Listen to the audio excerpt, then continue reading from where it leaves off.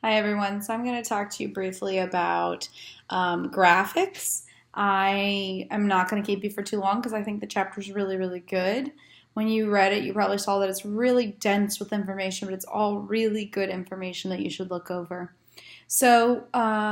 In lots of kinds of technical writing, you include graphics, and graphics is just a umbrella term for any kind of image. So that's not just graphs and tables, but also things like maps and photographs and diagrams and any kind of image that you include in any kind of document in technical writing to help the reader understand what you're saying. You are going to use images for the report, and I would like, as a bare minimum, 2 images. Now, where and of what, you get to decide, okay? Now, graphics and images can go in any part of the report. So, for example, if you were explaining a safety program at FIU, and in the introduction, when you were going over the background information about that safety program, you wanted to include a map that showed the path that police officers walk at FIU, then that would be a great place to include a graphic because it would help the reader to visualize the map of the sort of course that the police officers are taking on their safety walks. But generally, in a report at least, most of the images will probably be in your results section because you're going to be explaining a lot of numbers, a lot of results, and some of it's going to become difficult to visualize or to understand. And graphics are a good way for you to both clarify something that needs clarifying, but also to draw attention to something that you think is hugely significant. It's a way of sort of highlighting something you want them to pay attention to. And so that will be really useful for you in the results section when you're going over your survey results. Okay, I'm going to let you use your chapter to decide what kind of image you personally are going to use, and maybe your group can discuss that and decide what images you want to use. As I said in the prompt, groups are not allowed to write any portion of the report together, but you are allowed to use the same images. So, for example, if you and your group are discussing survey results and you're describing what it means, and you all decide that you would like to use a pie graph for one set of information, for example, like the answers to number 2 and 3, and you want to have a pie graph, and then you all want to use exactly the same pie graph, I'm okay with that. I'm not okay with you writing any of the words the same, but you are allowed to use the same image, okay? And it's going to be up to you guys to know what the chapter says about how to do that and how to do that effectively and which images are going to be best for what kinds of information. For example, a line graph, which kind of goes like, a line graph is for change over time, right? And then a bar graph, which is like, the bar is going up from the bottom or from the side, that's for comparison. So different kinds of images actually serve different purposes, and you have to think about not just what do I want to put into an image, but what is the best way to help people make sense of that image. Okay, so the other thing I want to go over briefly that your book kind of mentions, but is hugely important for the success to this report, is that you have to do a couple of things. And a good example is your actual textbook, because your textbook uses images, okay? If you pay attention in your textbook, underneath every image, the images are numbered, figure 1, figure 2, figure 3. In this case, I believe because it's a chapter and they want to tell you what chapter it's in, it might be like 8.1, 8.2, because it's in chapter 8. But it could just be like figure 1, figure 2, figure 3. And then there's a caption underneath. So it'd say like figure 1, and then maybe like a bar graph showing how many students, da da da da. That is the figure name and the caption. Okay, so every image you include in your report, you have to do that. You have to number it, figure 1, figure 2, and you have to caption it. Briefly describe what this image shows. Okay? And that is not the same thing as the image title, okay? So you'll see sometimes at the top of a graph, like a title for the graph, but then underneath you'll still see figure 1 and then a caption, okay?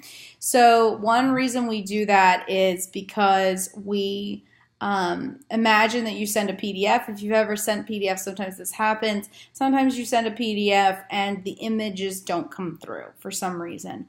Or you're loading a website and for some reason the images don't load, only the text loads. You want your reader to be able to know what was there.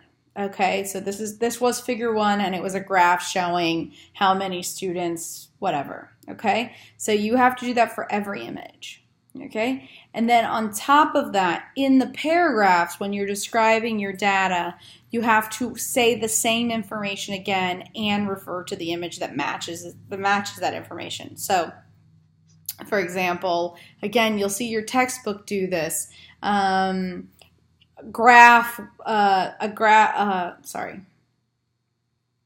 something like in question number 2, 30% of students said this. 27% of students said B, 15% of students said C, whatever. Figure 1 shows this, or see figure 1.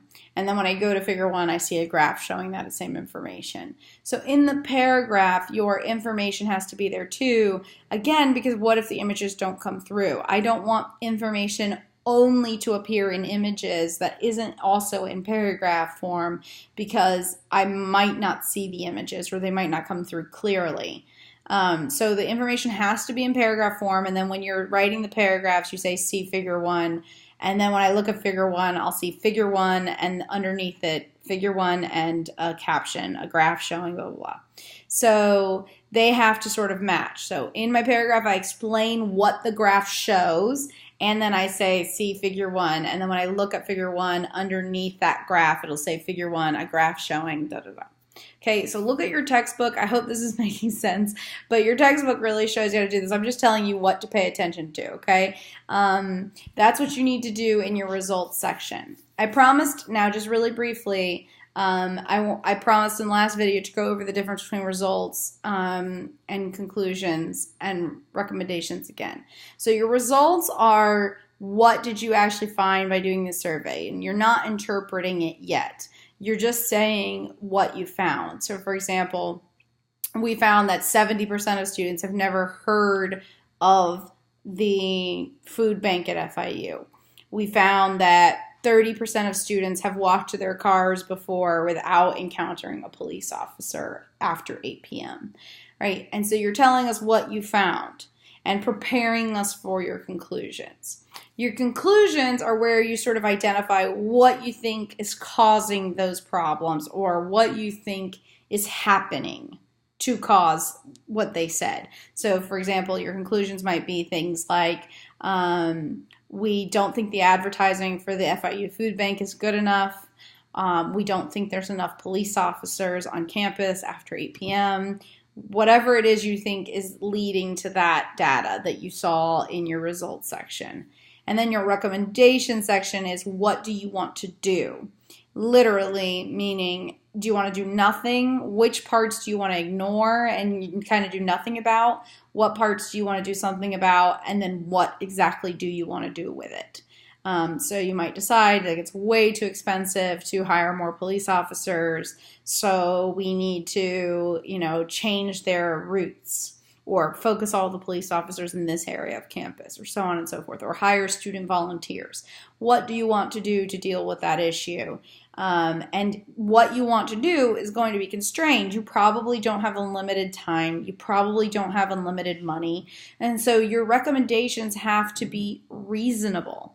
Okay, if they're not reasonable, no one's going to do them. Of course, we all wish we could build more parking garages on campus. And in the engineering class, for example, my students always want to build more parking garages. Okay, well, FIU doesn't literally have millions and millions of dollars just sitting around doing nothing with it, right? We don't have the money. So what can we do to make parking better without spending $30 million more dollars, okay?